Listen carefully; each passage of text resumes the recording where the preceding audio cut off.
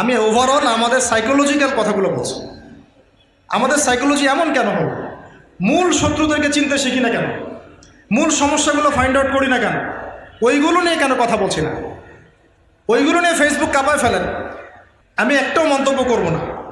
শুধু এতটুকু কথা বলছি, এভাবে যদি গাজা ইস্যু নিয়ে সবাই দিনের পর দিন ফেসবুক গরম করে রাখতেন, হয়তো বা এখন কিছু হলেও করতে পারতাম।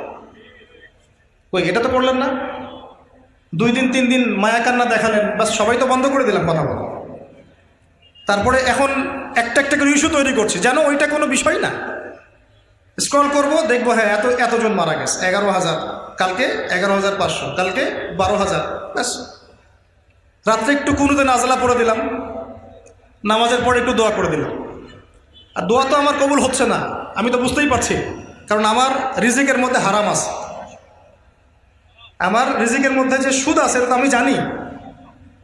কেউ মুক্ত নই। আল্লাহ পাকের কোনো পরোয়া নাই যদি বাংলাদেশের মানুষ দিন কায়েম না করে। যদি বাংলাদেশের মানুষ দিন না পালন করে, দিন পালনের, প্রচারের, প্রসারের, কায়েমের প্রচেষ্টা না চালায়, আল্লাহ পাকের কিচ্ছু যায় আসে না। মক্কাবাসী কবুল করে নেই, আল্লাহর কিছুই যায় আসে নাই। আল্লাহ পাক মদিনাবাসীকে তৌফিক দিয়ে ধন্য করেছেন।